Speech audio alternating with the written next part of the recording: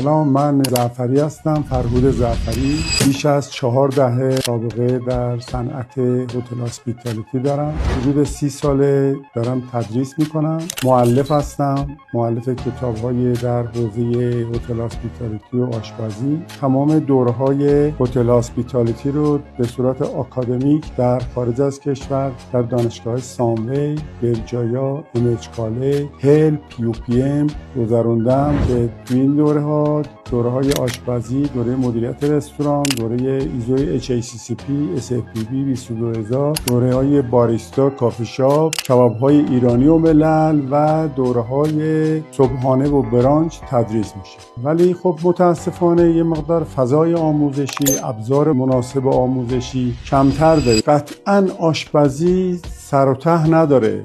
اینی که بدون آگاهی نمیشه وارد این شغل شد.